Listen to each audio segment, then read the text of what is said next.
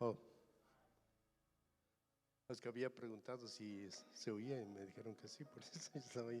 Bueno, como les decía, ¿no? Gracias por estar aquí. Buenas noches y también a los que están en línea, pues Dios les bendiga y creo que es tiempo de empezar. Para mí es realmente algo muy significativo el poder estar hoy aquí, puesto que hay algo en nuestro corazón mío que es el de servir a Dios. Hace 6 años que llegamos a este país y realmente ha sido pasar por tiempos difíciles, en donde estuvimos en México congregados por casi 20 años, pues fue un tiempo diferente porque pues ya conocíamos a las personas, ya conocíamos a los pastores y que nos acogieron bastante bien y ahí estuvimos también sirviendo durante un buen tiempo. Pero para mí hay algo importante. Cuando llegamos aquí veníamos con la intención de compartir lo que Dios nos había dado durante todo el tiempo que estuvimos en la otra iglesia, pero lamentablemente las cosas no se dieron de esa manera. Hemos entendido desde que yo conocí de Dios hace ya bastante tiempo que uno como gente que busca de Dios, conocerle día con día, la mirada debe estar puesta en el Señor y no en el hombre. Por muy perfecto, por muy recto que veamos a algún pastor, somos humanos y todos tenemos defectos, todos tenemos errores. Y mucho más, este tiempo que no nos ha ido del todo muy bien, inclusive con mi esposa hemos orado y hemos pensado y no hemos recibido respuesta en cuanto a regresar. Se quedó nuestra casa vacía, sola, se quedó un tiempo en el que servimos al Señor y quedamos totalmente al margen, y en cierta forma esto nos ha ido afectando porque nos hemos sentido por tiempos un poco vacíos y un poco inciertos a qué sigue en nuestra vida. Y hoy para mí es muy significativo, puesto que estoy aquí al frente con una de las cosas que siempre he pedido al Señor: un lugar, un ministerio donde yo pueda aportar algo de todo lo que Él me ha bendecido. Entonces, pues queremos después, en el transcurso de la clase, vamos a hacer algunos comentarios de situaciones que hemos vivido. Pero si les pido que me acompañen con la Biblia, por favor, en el capítulo 4 de Apocalipsis. Cuando lo tengan ya listo, si nos dicen amén, para poder empezar la lectura. Amén. Bueno, en el capítulo 4 nos dice: adoración a Dios en el cielo, el trono establecido en el cielo. Después de esto miré, y aquí una puerta abierta en el cielo, y la primera voz que oí, como de trompeta hablando conmigo, dijo: sube acá y yo te mostraré las cosas que sucederán después de estas. Y al instante yo estaba en el Espíritu, y aquí un trono establecido en el cielo, y en el trono uno sentado. Y el aspecto del que estaba sentado era semejante a piedra de jaspe y de cornalina, y había alrededor del trono un arco iris semejante en aspecto a la esmeralda. Y alrededor del trono había 24 tronos, y vi sentados en los tronos a 24 ancianos vestidos de ropas blancas, con coronas de oro en sus cabezas. Y del trono salían relámpagos y truenos y voces, y delante del trono ardían 7 lámparas de fuego, las cuales son los 7 espíritus de Dios. Y delante del trono había como un mar de vidrio semejante al cristal, y junto al trono y alrededor del trono 4 seres vivientes llenos de ojos delante y detrás. El primer ser viviente era semejante a un león, el segundo era semejante a un becerro, el tercero tenía rostro como de hombre, y el cuarto era semejante a una águila volando. Y los 4 seres vivientes tenían cada uno 6 alas, y alrededor y por dentro estaban llenos de ojos, y no cesaban día y noche de decir: Santo, Santo, Santo es el Señor Dios Todopoderoso, el que era, el que es y el que ha de venir.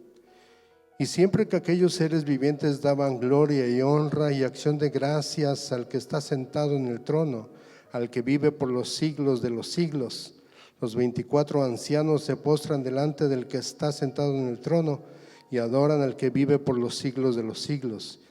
Y echan sus coronas delante del trono diciendo: Señor, digno eres de recibir la gloria y la honra y el poder, porque tú creaste todas las cosas y por tu voluntad existen y fueron creadas.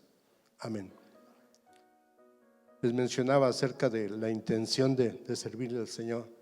Y un día yo quiero verme como uno de esos ancianos, simplemente adorando al Señor. Hace ya casi 12 años, el hijo menor partió a la presencia del Señor. Y cada vez que yo hablo y le recuerdo, sigue doliendo, pero gracias a Dios es menos, duele menos la herida. Pero el día en que él falleció, por la noche estábamos en el velorio, porque son diferentes las formas en cada país.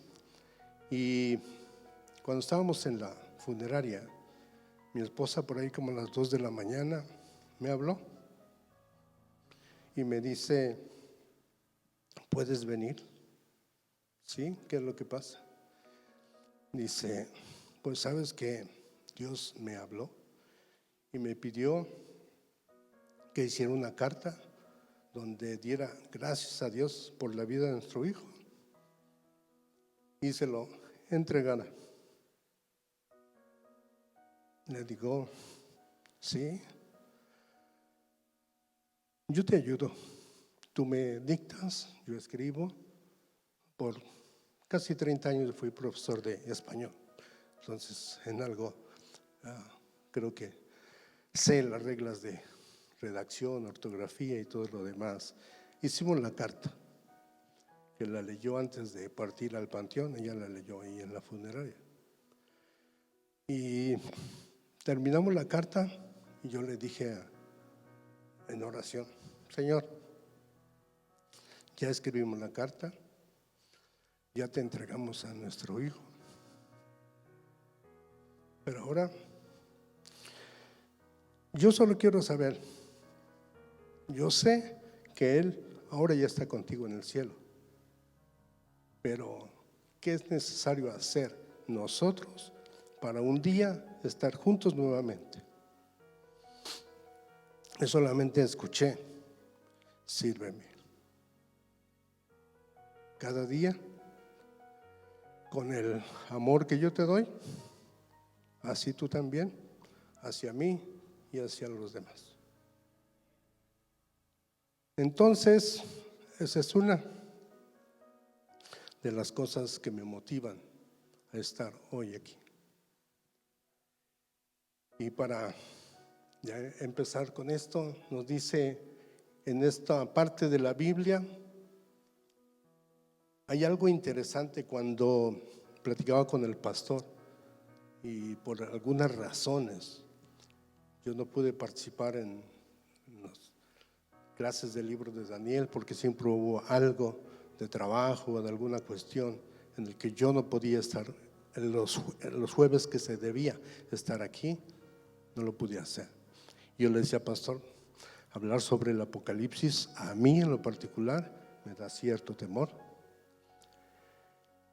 Y todavía el jueves pasado le dije al pastor que pues estaba puesto y dispuesto para colaborar, pero tenía una salida a Washington DC a trabajar. Y el domingo por la mañana, el sábado a mediodía, mi hijo, el mayor con el que yo trabajo, se lastimó la espalda. Entonces le dije: ¿qué va a pasar? Si lo más seguro es que no vamos a ir, voy a cancelar el trabajo. Bueno, Y ya por la noche me dijo, ¿sabes qué? Tal vez va un amigo del patrón que vive en Texas, tal vez va a ayudarnos, pero si es así, si él acepta, es necesario que te vayas tú con el otro ayudante a trabajar. Y en la mañana estaba muy tranquilo, como no me había dicho nada. Casi a las 10 de la mañana fue la nuera, y como no me había levantado todavía, porque nos levantamos un poco tarde el domingo, toca la puerta y yo me estaba bañando en la recámara y le decía a mi esposa que sí se va a ir a Washington. Y le digo, ¿pero a qué hora? Dice, no, pues ya. Y dice un dicho, no digo que al mal paso darle prisa. Y le digo, pues vámonos. A la 1 de la tarde salimos, llegamos casi a medianoche allá a trabajar el lunes.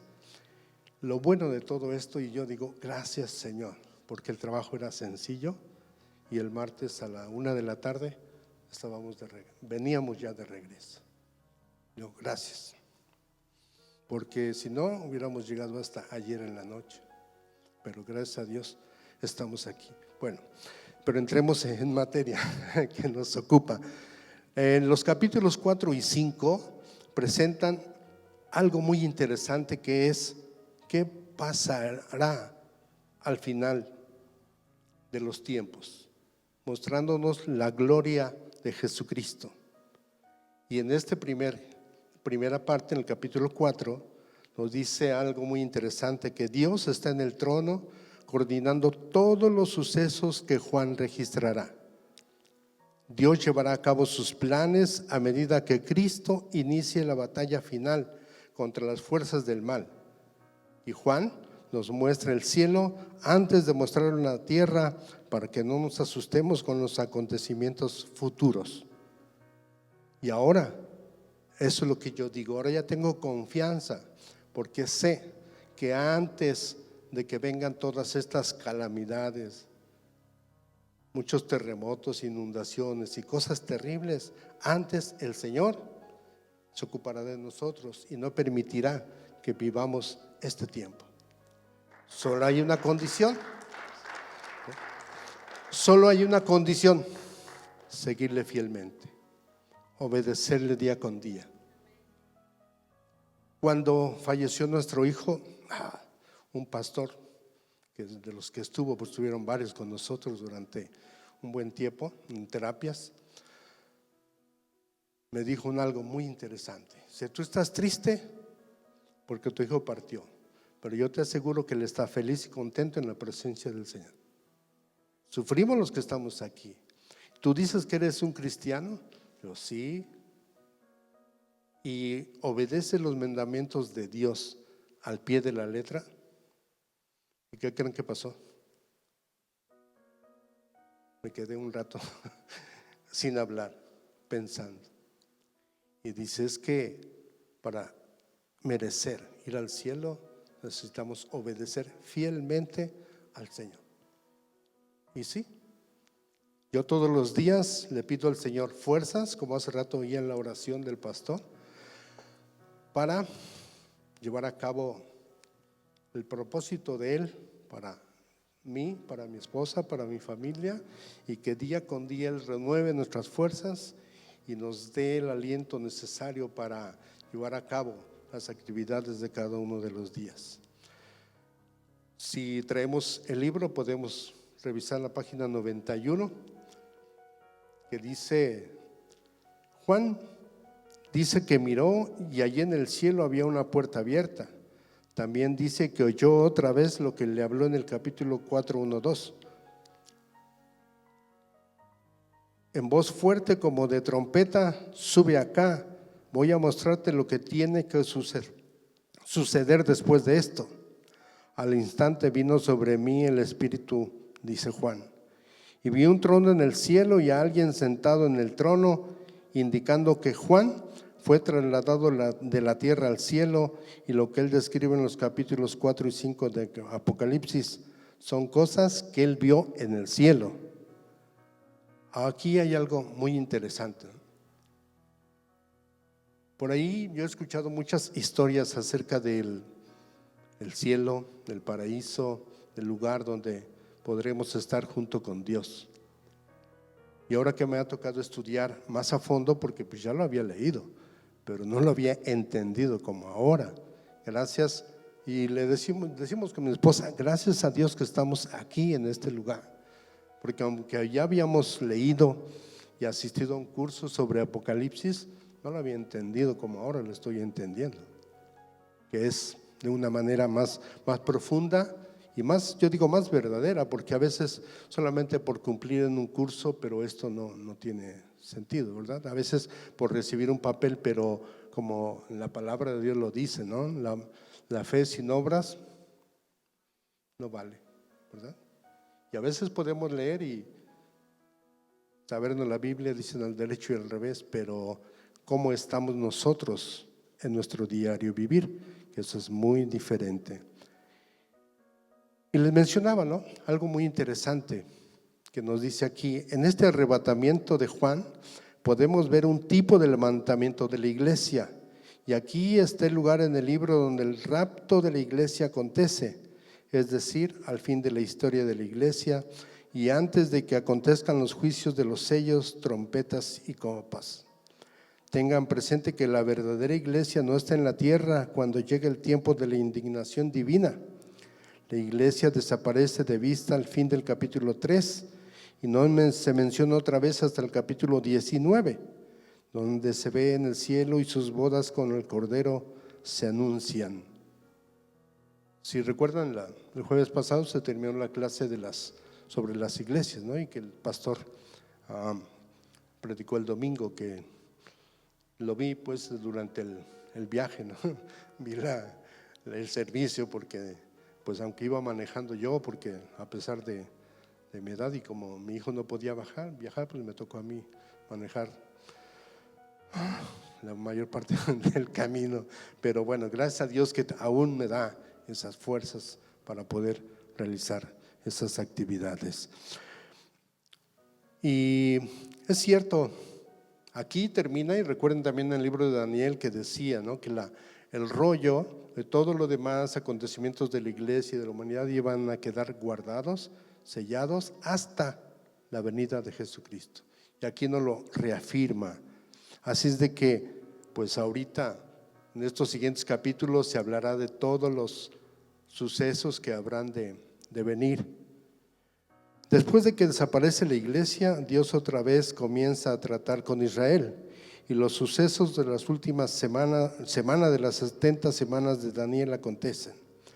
Daniel, el año de la buena voluntad de Jehová y el día de venganza de nuestro Dios empieza. ¿Podemos ir a Isaías 61, 1, 3, por favor? Ahí en su Biblia. ¿Sí la tenemos a la mano? ¿Qué nos dice? Porque sí, ya la tengo aquí marcada, pero me cuesta un poco de… Okay. Isaías 61, 1, del 1 al 3, dice: el Espíritu de Jehová el Señor está sobre mí, porque me ungió Jehová. Me ha enviado a predicar buenas nuevas a los abatidos, a vendar a los quebrantados de corazón, a publicar libertad a los cautivos y a los presos, apertura de la cárcel, a proclamar el año de la buena voluntad de Jehová y el día de venganza del Dios nuestro, a consolar a todos los enlutados, a ordenar que a los afligidos de Sión se les dé gloria en lugar de ceniza, óleo de gozo en lugar de luto, manto de alegría en lugar del espíritu angustiado, y serán llamados árboles de justicia, plantío de Jehová para gloria suya. ¿Cuántos de los que estamos aquí queremos llegar a ese momento? Creo que todos, ¿no? Por eso estamos aquí. Pero también nos dice ahora, si podemos ir a Lucas 4:16, por favor. Algo muy, muy interesante que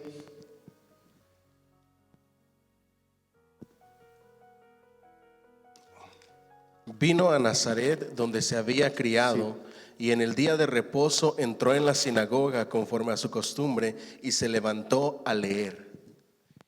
Y se le dio el libro del profeta Isaías, y habiéndolo abierto, halló el lugar donde está escrito: el Espíritu del Señor está sobre mí, por cuanto me ha ungido para dar buenas nuevas a los pobres. Me ha enviado a sanar a los quebrantados de corazón, a pregonar libertad a los cautivos y vista a los ciegos, a poner en libertad a los oprimidos, a predicar el año agradable del Señor. Y enrollando el libro le dio al ministro y se sentó. Y los ojos de todos en la sinagoga estaban fijos en él. Y comenzó a decirles: hoy se ha cumplido esta escritura delante de vosotros. Sabemos que Jesucristo no vino a abrogar la ley. Jesucristo vino a cumplirla, a hacerla cumplir. Entonces aquí pues nos está mostrando algo muy, muy cierto, ¿no? De la manera en cómo vendrá nuevamente y su gloria no tendrá fin. Aquí nosotros podemos ver, si regresan al libro en la página 92, se puede ver como la oportunidad de la gracia se acaba y comienza a aparecer el reino, el periodo del reino precedido por estos importantes y temibles acontecimientos. La puerta está abierta y la voz que decía: sube acá, y la presencia de Juan en el cielo en espíritu representan el cumplimiento de su palabra. Y en la Biblia nos dice en Primera de Tesalonicenses 4, del 15 al 17: por lo cual decimos esto en palabra del Señor, que nosotros que vivimos, que habremos quedado hasta la venida del Señor, no precederemos a los que durmieron, porque el Señor mismo, con voz de mando, con voz de arcángel y con trompeta de Dios, descenderá del cielo, y los muertos en Cristo resucitarán primero. Luego nosotros, los que vivimos, los que hayamos quedado, seremos arrebatados juntamente con ellos en las nubes para recibir al Señor en el aire, y así estaremos por siempre con el Señor. Amén, amén. En Juan 14, 1 al 3 nos dice: no se turbe en vuestro corazón, creéis en Dios, creed también en mí. En la casa de mi Padre muchas moradas hay. Si así no fuera, yo os lo hubiera dicho. Voy pues a preparar lugar para vosotros, y si me fuere y os preparare el lugar, vendré otra vez y os tomaré a mí mismo, para que donde yo estoy, vosotros también estéis. Y en Juan 17, 24, sobre el mismo asunto nos dice: Padre, aquellos que me has dado, quiero que donde yo estoy, también ellos estén conmigo, para que vean mi gloria que me has dado, porque me has amado desde antes de la fundación del mundo. ¿Cuántas veces hemos escuchado que Dios nos ha escogido, ya nos conocía desde antes de que nos formaran en el vientre de nuestra madre, ¿verdad? Y yo doy gracias a Dios, porque yo sé que también mi madre ya no está aquí en la tierra. Ella partió también hace 5 años, casi cuando llegamos a este país. Como al mes y medio ella falleció, y no pudimos salir porque ya estábamos en el proceso de legalización, entonces no podíamos salir de aquí. Pero yo sé, en base a la vida que ella llevó y ahora todo lo que he leído y he conocido, y más adelante nos lo muestra el Señor, de cómo todos los que Él ha escogido y han atendido a su llamado están con el Señor, y los que perseveremos llegaremos al mismo fin: estar con Él allá en el cielo, que ese es nuestro máximo anhelo.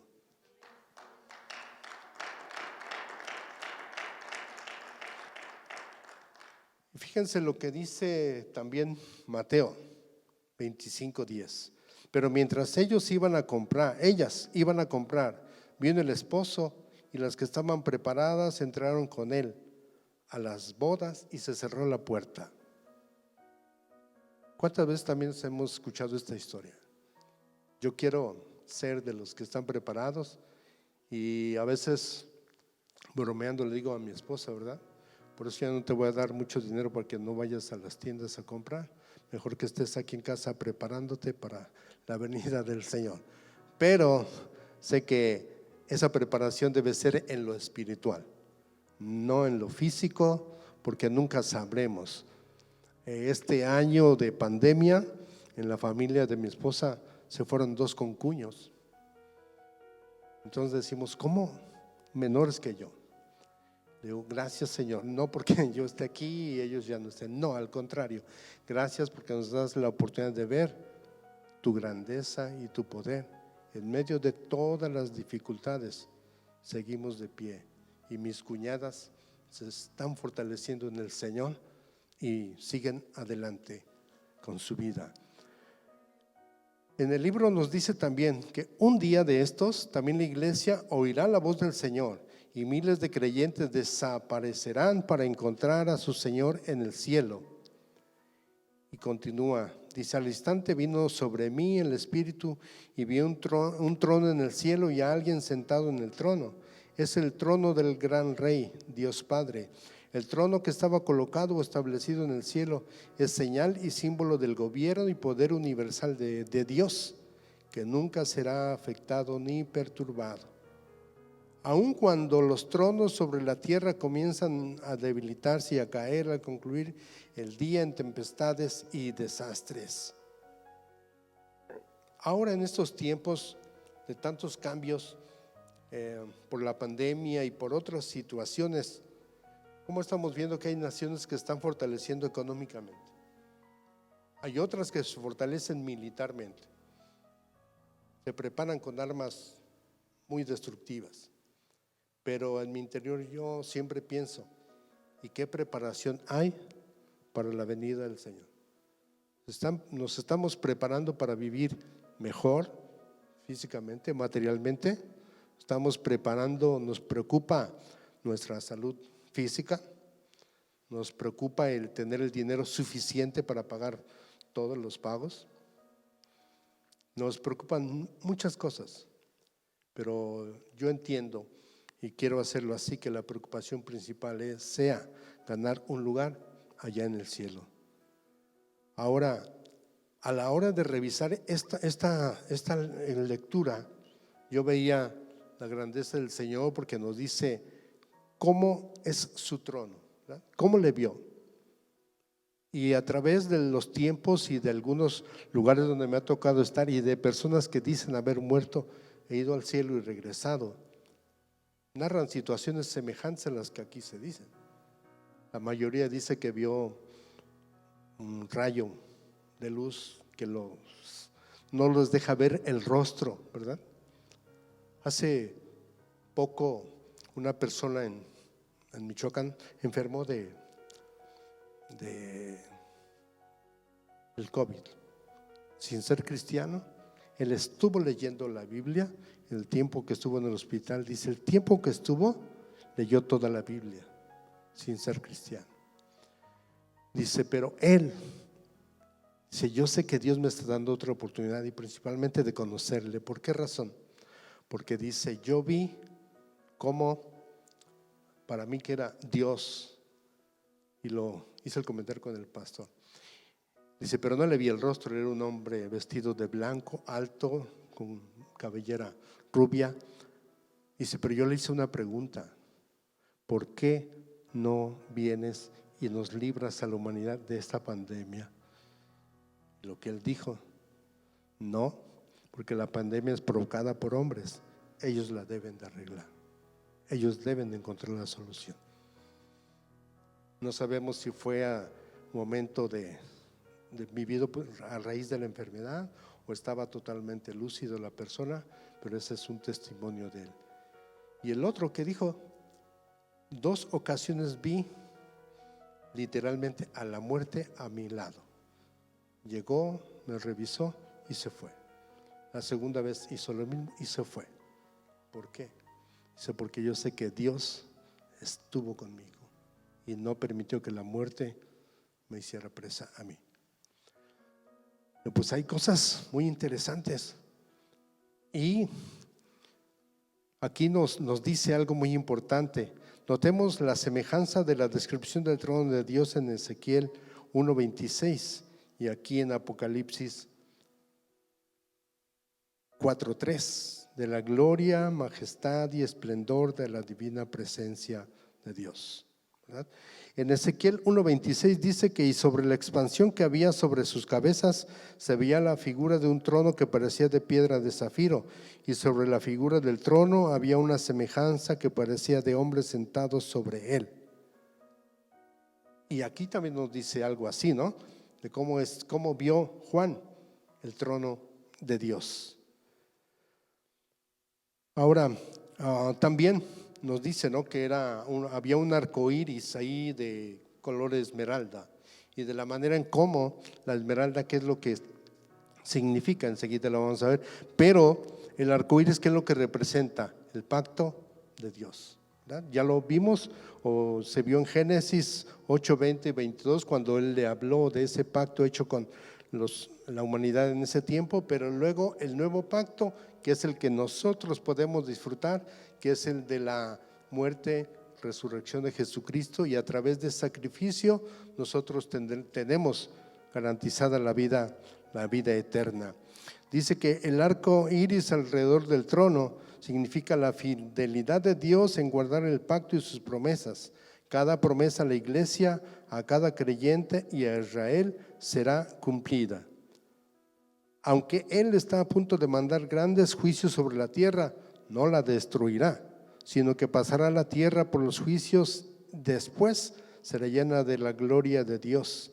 En este tiempo reinará la gloria del esplendor milenario y la justicia mesiánica. Si recordamos, ya el pastor nos ilustró sobre las diferentes teorías, ¿no? Y una de esas es la teoría milenaria, donde Jesucristo reinará por 1000 años.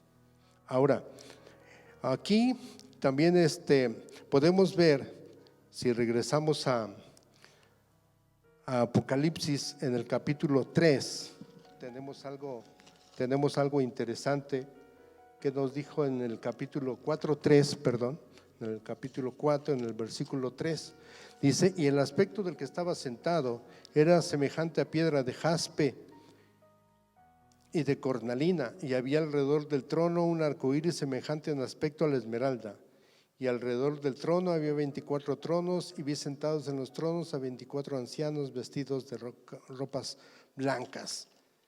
Revisando lo que es esto, el jaspe es una piedra, ¿verdad?, porque nos habla de esta, y bueno, yo quise revisar qué es, o cuál es la tonalidad, el por qué menciona estas piedras en la Biblia. El jaspe es una piedra que posee una superficie suave y se usa para adornar. Muchas de ellas son de color rojo o violáceo, un color violeta, un poco grises o negras y de otros colores, y algunas inclusive combinadas, pero son de una belleza incomparable. Y la cornalina es un mineral de color marrón, también parecido al jaspe. Y la esmeralda, yo creo que la mayoría conocemos su tonalidad, que es verde, pero lo que me llamó la atención, ¿qué representa la esmeralda? La sabiduría, trae calma, también representa poder e inmortalidad. Su tonalidad verde simboliza la eterna juventud, ¿verdad? ¿Cuántos han escuchado, no, que hay personas que buscan eso, la eterna juventud, y buscan aguas, medicinas, no sé qué tanto para poder hacerlo? Pero no, porque la vida eterna solamente, y la juventud eterna la tendremos cuando estemos con el Señor. Ahora, también aquí nos dice: el trono que ve Juan en los versículos 2 y 3 no es el trono de gracia, sino de juicio. ¿Cuándo? ¿De qué trono está hablando? Del momento en el cual Jesucristo está con él, que lo veremos en el capítulo 5, ya está con él. Él va a ser el encargado de abrir el rollo de los 7 sellos para empezar a conocer los hechos finales, ¿no?, todo lo que habrá de suceder. ¿Por qué dice que es de juicio? Porque salían relámpagos, estruendos y truenos. Estos relámpagos y truenos siempre indican que está llegando una tempestad. será la tempestad de la indignación de la ira de Dios. A través de la historia ha habido otras ocasiones en que habla de truenos y relámpagos, ¿no? Para mí el momento de que más me ha impactado es cuando la muerte de Jesucristo, que vino después de esto, ¿verdad? El rompimiento del velo en el templo y estremecimiento de toda la tierra, se oscureció sin importar la hora en que era. Y así ahora es lo que nos menciona acerca de lo que vendrá en ese tiempo. También nos dice que rodeaban al trono otros 24 tronos en los que estaban sentados 24 ancianos, vestidos de blanco y con una corona de oro en la cabeza. ¿Quiénes son estos 24 ancianos y qué representan? No pueden ser ángeles porque ellos nunca se sentaron en tronos ni fueron coronados. Ellos tampoco pueden cantar el cántico de redención como lo hacen los ancianos. Estos eran consejeros del trono, conocedores de los propósitos del rey, capaces de comunicar inteligencia a Juan como siervo de Dios. ¿Ya? Y pues aquí también nos habla en el capítulo 7 que la manera en cómo estos hombres, estos ancianos, ¿no? Y nos dice que en el cielo está ahí esos 24 ancianos, pero lo que representan algo muy interesante, el lugar donde ellos están sentados, nos dice en el capítulo 7 que el primer ser viviente era semejante a un león, el segundo era semejante a un becerro, el tercero tenía rostro como de hombre y el cuarto era semejante a un águila volando. Y los 4 seres vivientes tenían cada uno 6 alas y alrededor y por dentro estaban llenos de ojos y no cesaban día y noche de decir: Santo, Santo, Santo es el Señor Dios Todopoderoso, el que era, el que es y el que ha de venir. Y pues ahí nos está mostrando qué cosa es lo que estaban haciendo esos ancianos, adorando. ¿Cuál será nuestra misión o trabajo al estar en el cielo? Adorar. Y aquí en la tierra también lo podemos adorar. Y hace tiempo a mí me dijeron: adorar es con todo lo que hagas y en el lugar donde estés.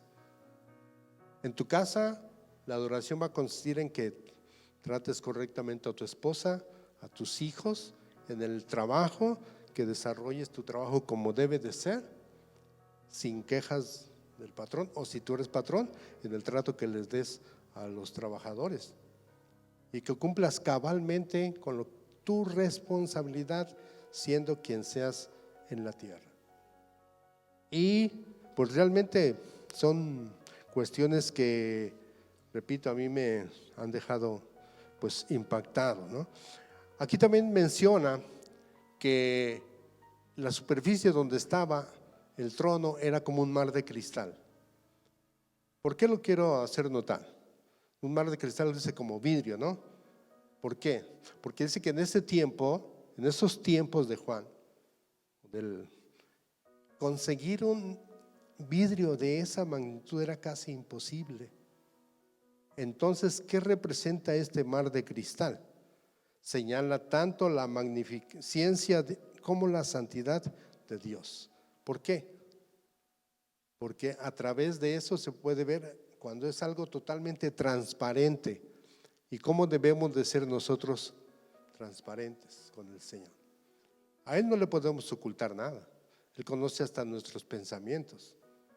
Y pues yo solamente digo: Señor, yo te quiero servir. Y los 4 seres vivientes que ahí nos muestra representan los atributos de Dios, sus cualidades y carácter. Y estos seres son animales irreales que simbolizan el león, la majestad y el poder; el becerro, la fidelidad; el hombre, la inteligencia; y el águila, la soberanía. Hace tiempo me tocó ver un águila de cabeza blanca en un lago semicongelado, Decían, este está en peligro de extinción. Pero cuando ves los pájaros de ellos, ¿qué soberanía tienen en el campo? Total. No están sometidos a nada, ninguna frontera, ninguna jaula, ni ningún lugar que los tenga ahí contenidos. Tienen una soberanía total. Y pues yo digo, yo quiero ser soberano y volar libremente, pero sabiendo que las cosas que se hacen de manera correcta delante del Señor. Le decíamos a nuestros hijos cuando empezaron a crecer y ya tenían que salir de la casa, en nuestro país es diferente, ¿no? Tenían ellos que viajar. Por la mañana yo me los llevaba en mi auto, yo trabajaba en la misma ciudad donde ellos estudiaban, pero por la tarde yo salía a las 11 de la mañana, 11:30, y me regresaba al pueblo, a la casa, y ellos tenían que viajar más tarde. Y les decíamos, solamente tomen en cuenta una situación: aquí en casa nosotros vemos y sabemos todo lo que hacen. Fuera de casa, ustedes se las arreglan con Dios. Que nosotros podremos saber de algunas cosas, pero no de todo, ni sus pensamientos, qué cosa es lo que están tramando. Pero el Señor sí nos conoce, plena y totalmente.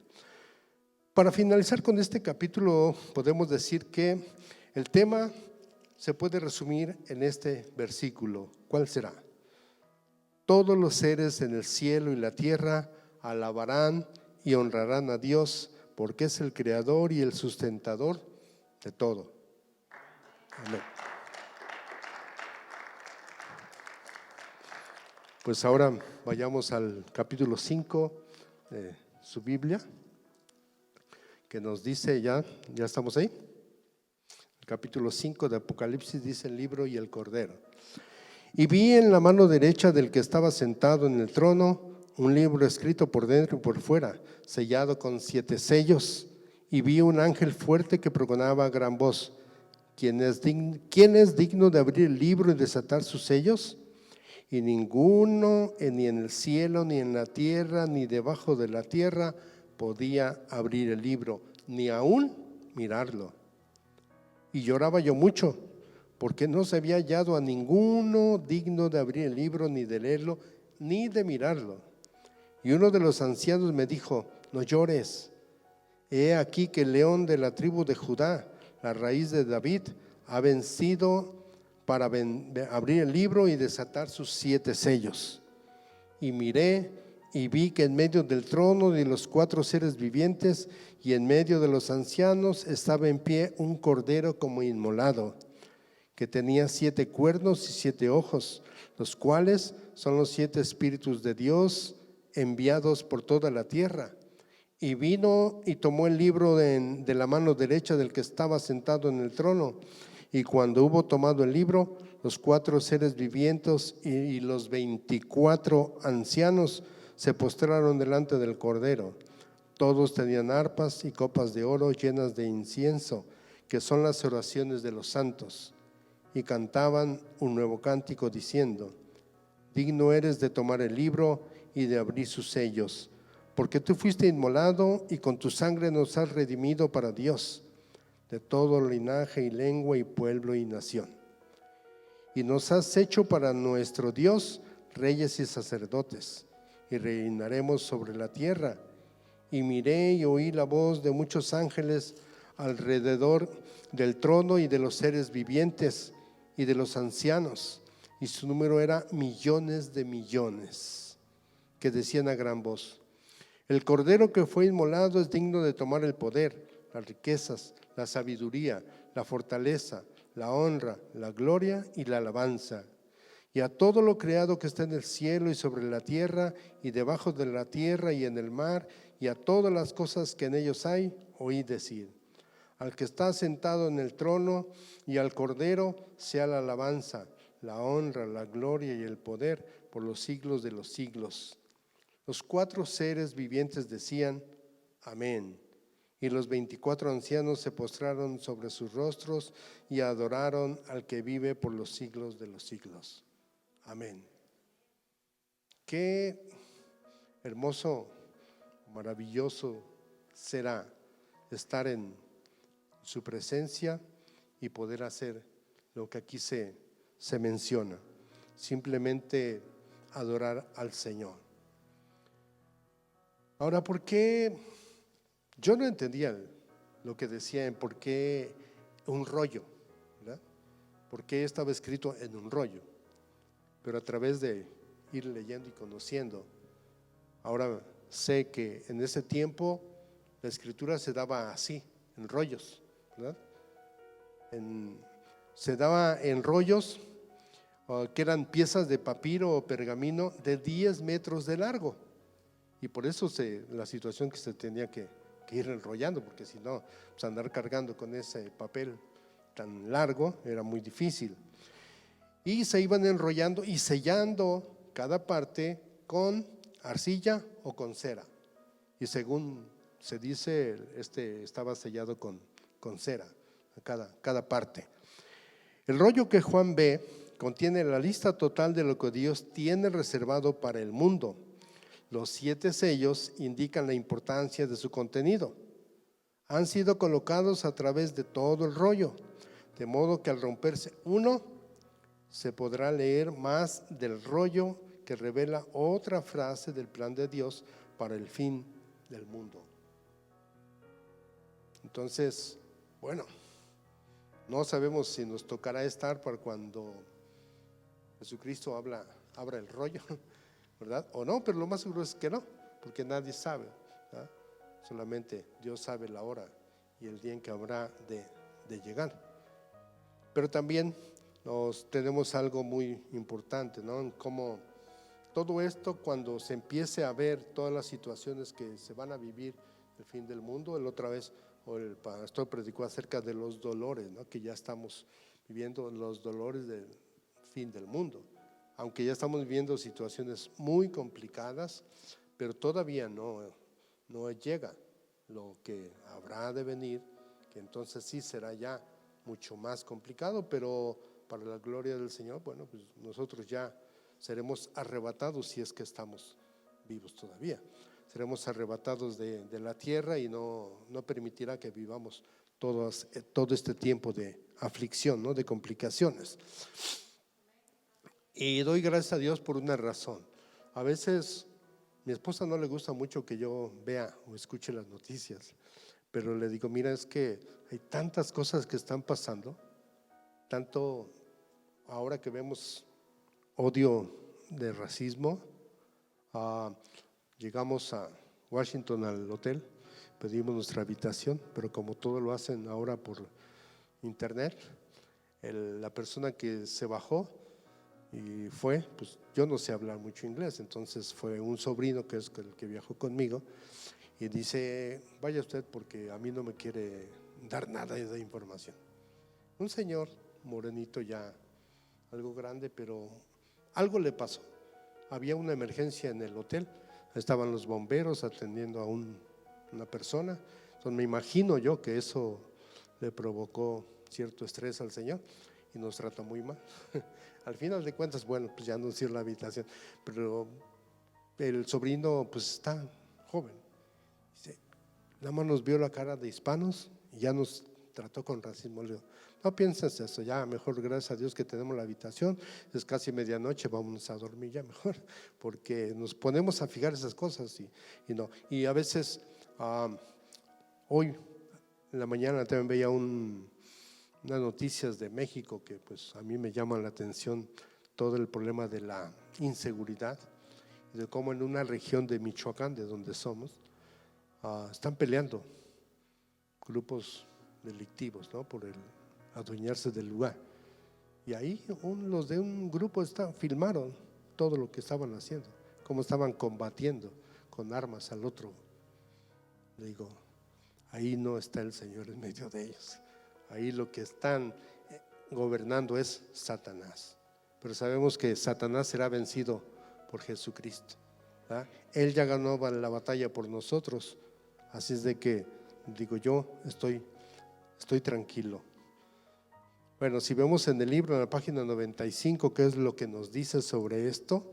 Sobre este capítulo nos dice que Juan agrega algunos detalles referentes al que se sienta en el trono, de quien se dice sostiene en la mano derecha un rollo escrito por ambos lados y sellado con 7 sellos. ¿Qué es este rollo con 7 sellos?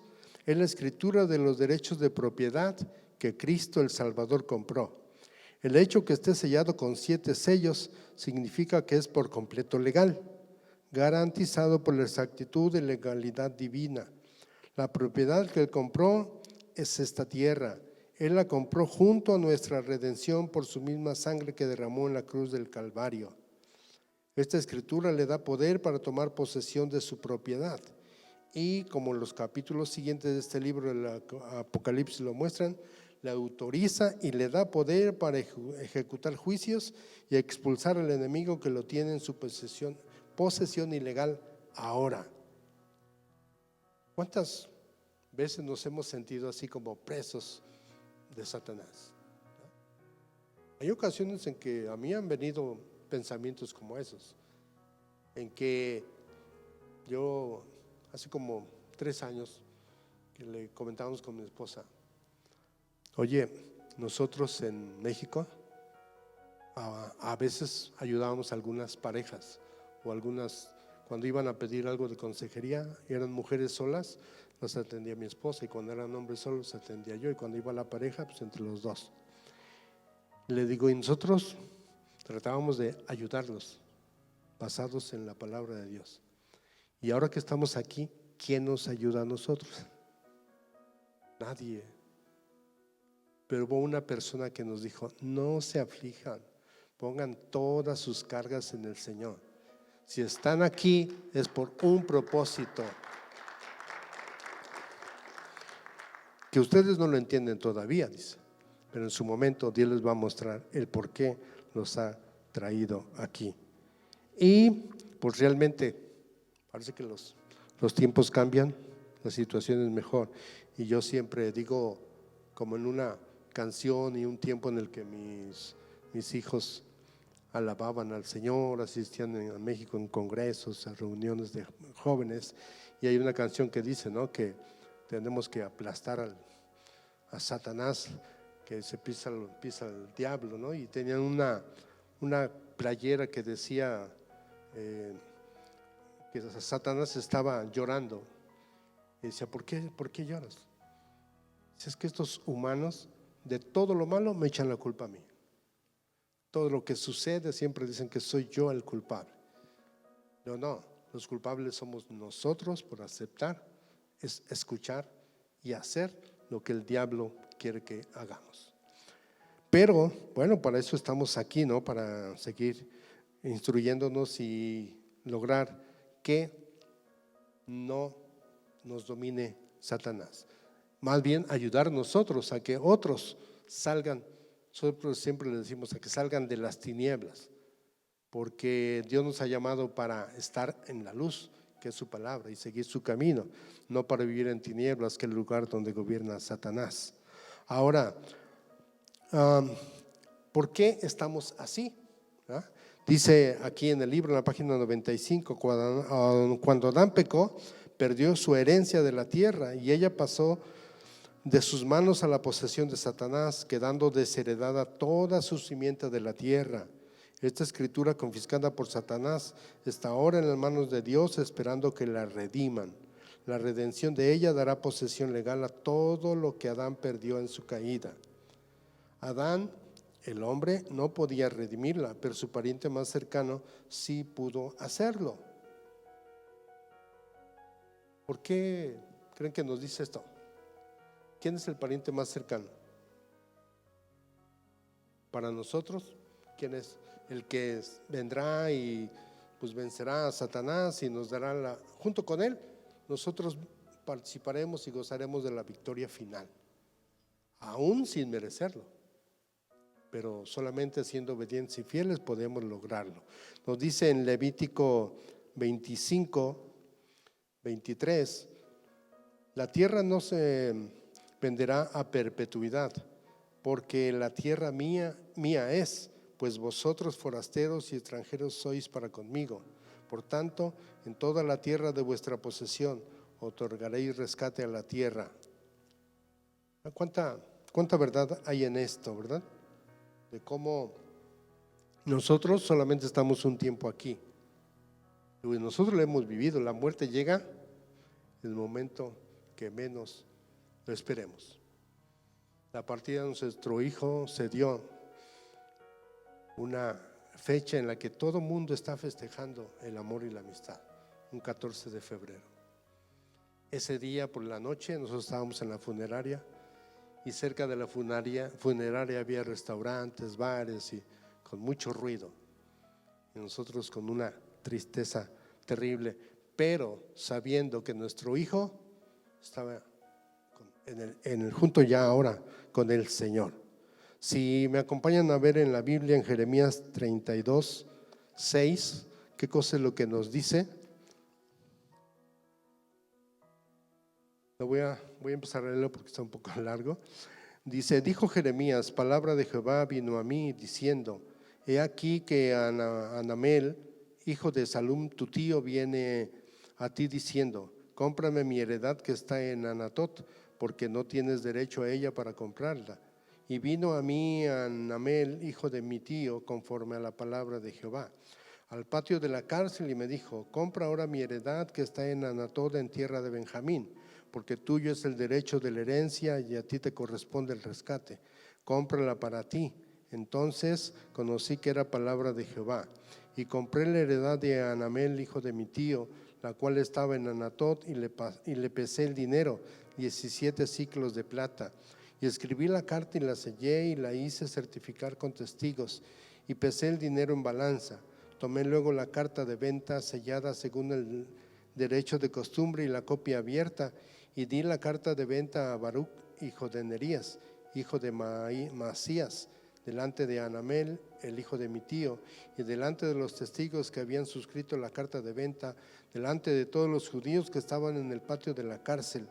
Y di orden a Baruch delante de ellos diciendo: así ha dicho Jehová de los ejércitos, Dios de Israel: toma estas cartas, esta carta de venta sellada y esta carta abierta, y ponlas en una vasija de barro para que se conserven muchos días, ¿verdad?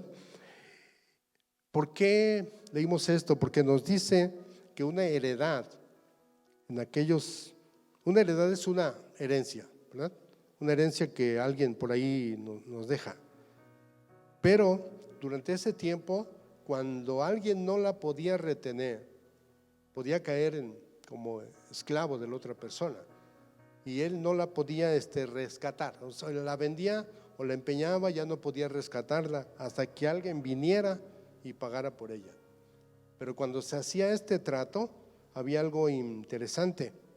Tenía que haber dos cartas donde se leía en público a quien ahora ya pertenecía la tierra y se le entregaba, y la otra la guardaban. ¿Por qué razón? Si había alguna protesta, si había algún reclamo, él tenía la otra carta que podía ser abierta, pero ya por el nuevo dueño, ¿sí? Entonces esa era la manera en cómo ellos manejaban sus transacciones, ¿verdad? Dice que estos libros hipotecarios eran entregados en manos de la persona que será el nuevo dueño de la propiedad. Así, pues yo creo que era mejor, ¿no? Y más confiable, porque pues yo creo que muchos sabemos que en algunas ocasiones, cuando hay una herencia, alguien decía: solamente tiene dos caminos. El que la recibe la puede hacer crecer o acabársela, terminar con ella. Pero ¿cuál es el problema? Hace rato venía escuchando en la radio, aquí en Estados Unidos es diferente la ley a otros países. Cuando alguna persona muere y no compró un seguro o no está establecido por escrito a quién le pertenecen sus cosas, su dinero, quedan incautadas por el gobierno automáticamente. En nuestros países no, ¿verdad? Cuando alguna persona fallece sin haber dicho para quién era la propiedad, hay que hacer un juicio legal, hay que hacer muchas cosas. Y yo les decía a mi esposa hace algunos años: habla con tus papás, ya están grandes, tienen bastante tierra, pero si no la reparten a tiempo, va a ser un problema. Ellos solamente son 13 de familia, 9 mujeres y 4 hombres, pero las mujeres no hay problema, ninguna pelea nada, les dejaron parte de esa tierra. Pero los hombres, eso sí. Y mi suegro no dejó algo escrito, dejó solamente de palabra. Le digo, lamentablemente ahí vienen porque cada uno ya tiene hijos mayores. Puede ser que ellos no peleen, pero los hijos, quién sabe. Le digo, pero gracias a Dios que tú no te metes, ni quiero que tú lo hagas a pelear nada. La herencia mayor la tenemos ganada ya nosotros. Así es de que aquí en la tierra no hay por qué pelear nada. Bueno, aquí en el libro nos dice: así un libro sellado es señal de una herencia que se perdió, pero esta herencia no podía ser detenida de su dueño original más allá de un tiempo señalado. Y cuando alguien era digno y competente para representar al dueño original y alzar y destruir aquel instrumento sellado, se recobraba la propiedad perdida. Él era llamado el Redentor y tenía el derecho pleno de desposeer y expulsar a la persona o personas que lo tenían en su posesión. Entonces el Redentor junto con sus parientes cercanos gozaban de sus beneficios. Esta es la explicación en Apocalipsis capítulo 5. ¿Quién es nuestro Redentor? Jesucristo. ¿Bien? ¿Quién la perdió por nosotros? Adán. Pero ¿quién la ha recuperado ya? Y en su momento nosotros gozaremos de esto, de esta victoria. Jesucristo. Nuestro pariente redentor cercano es el Señor Jesucristo. Para hacerse el pariente más cercano, Él tuvo que hacerse humano, y esto se cumplió en su nacimiento virginal. Hasta este tiempo Dios obró, mostrando gracia, pero ahora va a tender su mano de juicio para el cumplimiento de su pacto con Israel. En la mano derecha del que estaba sentado en el trono vi un rollo escrito por ambos lados y sellado con 7 sellos. Esto simboliza la autoridad y el poder divino. En el versículo 2 de Apocalipsis nos dice: ¿quién es digno de romper los sellos y de abrir el rollo? ¿O quién tiene la dignidad, la excelencia, los méritos y el puesto alto? ¿Quién es el pariente más cercano? Jesucristo. Pero algo que le sucedió a Juan. ¿Qué le sucedió a Juan cuando él estuvo allá en el cielo? Cuando estuvo ya ahí frente al Señor, en el trono. ¿Se recuerdan qué le sucedió? ¿No? Aquí nos lo dice algo muy importante, que dice, y lloraba yo mucho porque no se hallaba a ninguno digno de abrir el libro, ni de leerlo, ni de mirarlo. ¿Verdad? No se encontraba a nadie. Imagínense si ahorita viniera Dios y dijera: a ver, ¿quién de la tierra es digno de abrir ese rollo? ¿Verdad? Hay una pregunta que hace tiempo me hicieron y yo también la hacía cuando comentaba con alguien. Decía: oye, si ahorita tú estuvieras frente a Jesucristo o a Dios y le hicieras 2 preguntas, ¿qué crees que te contestaría? O sea, ¿qué preguntas? Una, ¿qué te gusta de mí? ¿Qué crees que es bueno mío delante de ti? ¿Qué crees que contestaría Dios? ¿Qué creen que contestaría para cada uno de nosotros? ¿Qué cosas consideramos nosotros que le agradan a Dios? Y me dice: ¿y cuál es la segunda pregunta? Bueno, después si le pudimos contestar la primera, la otra es un poco más profunda, que diría: ¿qué te place, Señor, de mí? Porque el decirle que le gusta es como algo más ligero, más sencillo. Yo lo tomo así, ¿verdad? Pero decirle ¿qué te place? O sea, como que te sientes, o sea, hasta orgulloso de mí. ¿Qué creen que le pudiera uno contestar a Dios? Y así le pasó a Juan. No encontró a nadie que pudiera, pero pues vino uno de los ancianos y le dijo: no llores, he aquí que el león de la tribu de Judá, la raíz de David, ha vencido para abrir el libro y desatar los sellos, ¿verdad?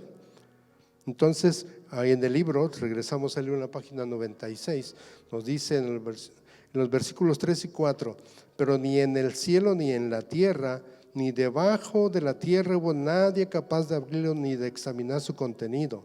Y lloraba yo mucho porque no se había encontrado a nadie que fuera digno de abrir el rollo ni de examinar su contenido. En un momento intenso para Juan, sabía lo que era el libro y que a menos que alguien pudiera ser digno de abrirlo, se perdería toda esperanza de la redención del hombre y de la tierra. Pero su tristeza fue corta de duración, porque uno de los ancianos le dijo: deja de llorar, ya que el león de la tribu de Judá, de David, ha vencido, ¿verdad? ¿Quién es ese león? Jesucristo, ¿verdad? Y él sí se mostró digno de abrir el libro y desatar los sellos. ¿Por qué razón? Porque él tuvo una vida perfecta de obediencia a Dios, al morir en la cruz y resucitar de entre los muertos para mostrar autoridad sobre la maldad y la muerte. Hace unos días, ¿no?, el pastor nos decía: es cierto, Jesucristo dio la vida por nosotros. Y a veces, ojalá que no, yo no me he encontrado en esa situación, ¿no?, de decir, aunque en su momento sí lo hice, ¿no? Cuando pasó lo de nuestro hijo, yo decía: Señor, mejor me hubiera ido yo. Él tenía 17 años. Le digo, pero un pastor me dice: no diga eso. O veía gente en la calle, en México, en Morelia, en algunos semáforos, cuando están en alto, se acerca gente a lavar los parabrisas y hacer muchas cosas con tal de ganar dinero. Y yo decía: mire esos jóvenes cómo están. Nuestro hijo servía en la iglesia. Decía la esposa del pastor: cuando hay un problema con los niños, que hay algún niño inquieto, llamamos a su hijo y él lo controla, el niño. Él es. En ocasiones el pastor salía a predicar a algún otro lugar y nos decía: ¿su hijo me puede acompañar? Sí, está bien, qué bueno. Y yo decía: ¿por qué él y no yo? ¿O por qué él y no otras personas? Pero decía: eso sí, no lo haga, porque es como estarles deseando la muerte a otros. Perdón, Señor. En los versículos 6 y 7 dice: entonces vi en medio de los 4 seres vivientes y del trono y los ancianos a un cordero que estaba de pie y parecía haber sido sacrificado. Tenía 7 cuernos y 7 ojos, que son los 7 espíritus de Dios enviados por toda la tierra. Se acercó y recibió el rollo de la mano derecha del que estaba sentado en el trono. Juan ahora ve lo que no vio antes, un cordero que se ofreció en sacrificio, pero ahora vivo, puesto en pie en medio del trono. Él no vio al cordero antes porque su atención estaba puesta en el rollo con los sellos. Jesús, el maravilloso Salvador, como el Cordero de Dios que quita el pecado del mundo y como el león de la tribu de Judá, renovará su relación con Israel y con la tierra. El cordero sacrificado es el león viviente. Su victoria la ganó por el hecho de morir y resucitar al tercer día. Sabemos nosotros que de no conocer esto, de que Jesucristo resucitó, toda nuestra vida no tendría sentido. Vivimos con la esperanza de vivir junto con Él allá en el cielo. Yo aprendí, y en nuestra iglesia decía: cuando ustedes les pregunten a qué iglesia van, no digan a Pentecostal, a ninguna denominación. Simplemente vamos a un lugar donde se predica la palabra de Dios, y lo que es más importante es seguir a Cristo, imitar sus obras, para que un día nosotros podamos ser, como dice la Biblia, coherederos juntamente con Él allá en el cielo.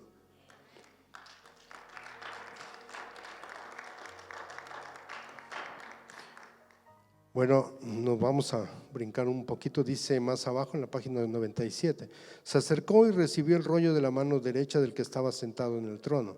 El acto del Cordero de tomar el rollo es el hecho más significado registrado en el libro de Apocalipsis. Es el cumplimiento de la profecía maravillosa.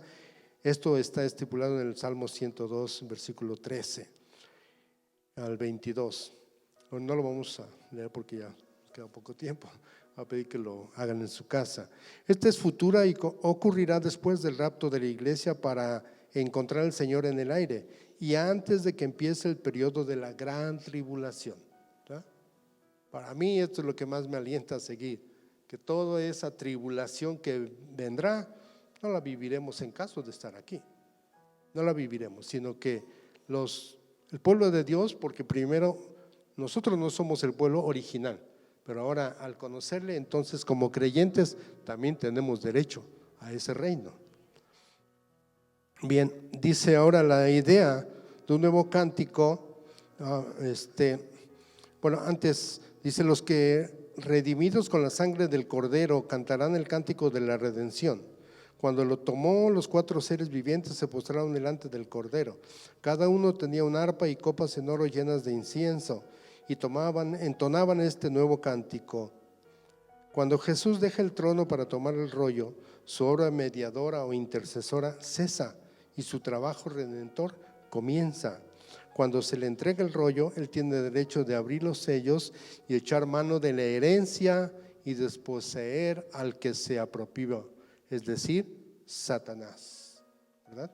Pues gloria a Dios, porque pues Él nos ha librado y ha ganado el derecho, nos ha ganado el derecho para estar junto con Él allá en el cielo. Algo que dice aquí de la manera en cómo estaban los ancianos. ¿Qué estaban haciendo cuando los vio Juan?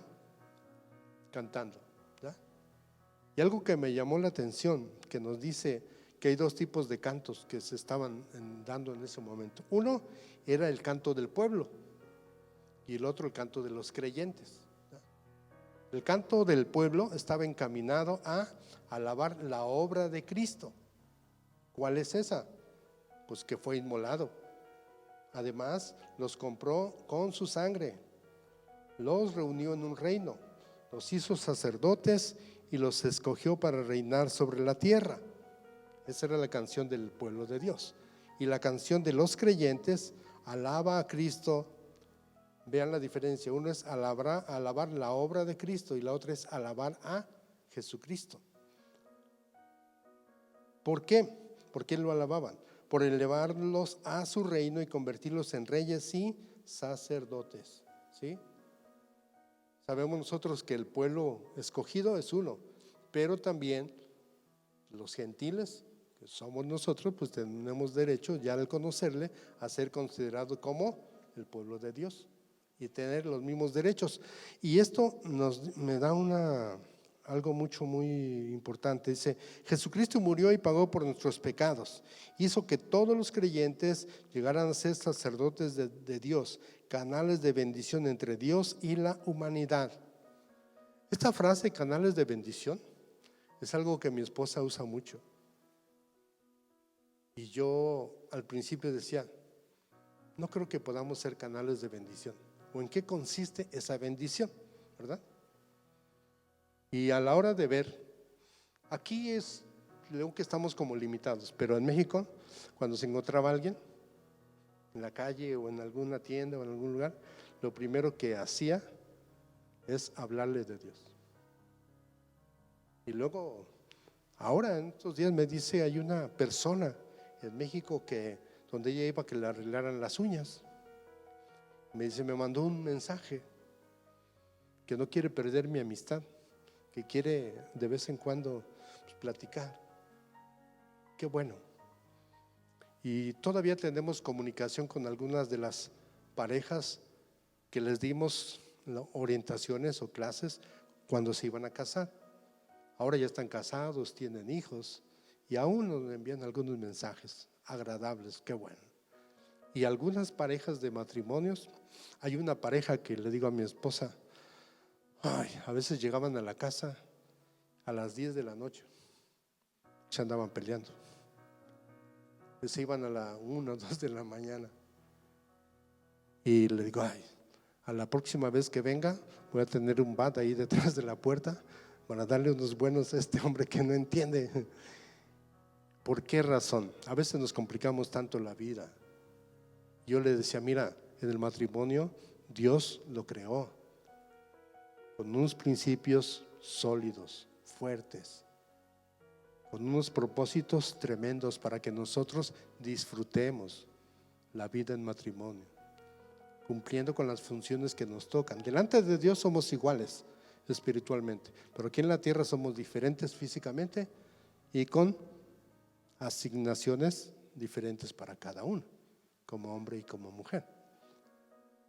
Y ahora le digo, es cierto, al revisar nuestro caminar, pues creo que sí, hemos ayudado en algunas ocasiones y hemos servido como canales de bendición. Y qué bueno, ¿verdad?, que haya comentarios en el sentido de que cuando están contigo están bien, pero muchas personas cuando ya no están, ¿qué comentarios hacen?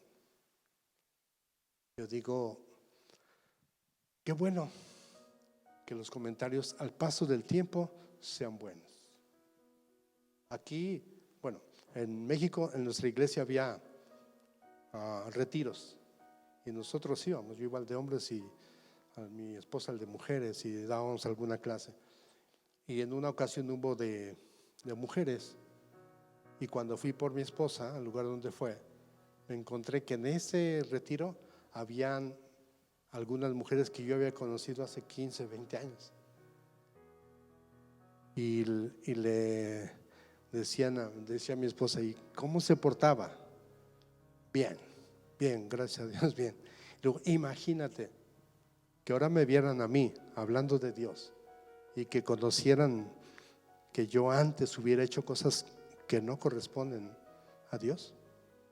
¿Cómo estaría yo? Qué vergüenza me daría estar parado y que me escucharan o que me vieran. Ahora mismo le digo a mi esposa, tal vez alguien vaya a ver esta plática, gente que nos conozca, pero en lo personal me siento tranquilo y si he cometido errores, he ido delante del Señor y se los he confesado y pedido perdón, al igual que con mi esposa y con nuestros hijos, porque es algo muy difícil reconocer delante de los hijos que uno ha cometido errores y que es necesario pedir perdón para que la situación camine correctamente. Ahora, ya para terminar, aquí el libro nos dice algo muy importante. Cuando se le entrega el rollo, él tiene derecho de abrir los sellos y echar mano de la herencia y desposeer al que se apropió, que es decir, Satanás. Enseguida procederá a hacer esto. Mientras él abre los sellos, Satanás no es echado fuera. Él responde a la demanda y después hay un conflicto prolongado. Al fin es desposeído y echado en el lago de fuego, ¿verdad? Es importante ver cómo en los evangelios se representan 4 títulos muy significativos de Jesús. Como hijo de David, tiene el derecho al trono de David. Como el hijo de Abraham, tiene el derecho a toda la tierra de Israel. Como el hijo del hombre, tiene el derecho del mundo entero. Y como el hijo de Dios, es el heredero de todas las cosas. ¿Ah? Pues yo creo que no hay más que decirle, Señor, cada día estoy delante de ti. Yo sí le pido que me dé fuerzas para hacer lo correcto. Y siempre yo digo, yo quiero hacer lo correcto delante de Dios, no de los hombres, porque que me juzguen los hombres, eso es otra cosa. Lo que me importa es el juicio del Señor. Y hay algo último, que es cierto que nosotros participaremos de su victoria, pero no por nuestro esfuerzo o bondad. Hay una persona, una amiga, que siempre pone frases religiosas, imágenes y oraciones, y yo no entendía eso de las vanas repeticiones cuando yo antes lo hacía. Pero ahora sé que el hablar con Dios, estar en intimidad con Él, es abrir nuestro corazón y ponerlo delante de Él.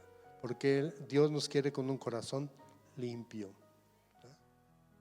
Y yo siempre digo, yo quiero ofrecerle eso a Dios y ofrecer lo mejor de mí, tanto a mi esposa, a mis hijos, a mi familia. Y algo que siempre digo yo, gracias Señor, porque ya casi hoy veía a un primo de mi esposa que puso ahí una felicitación a su esposa y agradecimiento por aguantarlo por 36 años. Yo voy a poner uno de agradecerle a mi esposa y sobre todo delante de Dios darle gracias porque ya casi cumplimos 40 y gracias al Señor pues estamos juntos de pie y siempre buscando el apoyarnos mutuamente. Y le digo, en verdad que sí doy gracias porque tú eres mi ayuda idónea. Y ya por último, yo creo que esto no lo podemos hacer y yo le decía en oración a Dios, que tu Espíritu Santo esté con nosotros y que me dé las palabras necesarias para la clase de hoy, porque realmente para mí es un compromiso delante del Señor. El quedar bien con nadie, solamente comunicarles y por dar gracias a Dios por esta oportunidad. Aquí estamos y no sabemos cuánto tiempo, pero aquí estaremos. El tiempo que Dios quiera, aquí estaremos, pastor. Gracias.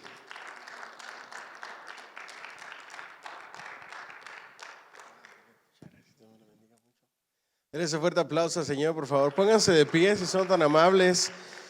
Gracias a todos por venir. Estamos seguros de que ha sido de gran bendición este mensaje. La semana que entra, el próximo jueves, vamos a entrar a los juicios sobre la humanidad. Y no se lo pueden perder. Le damos gracias a Dios por la vida del hermano José Luis, que hoy nos acompañó dando la clase. Era nada más para que se desaburrieran de mí un poquito.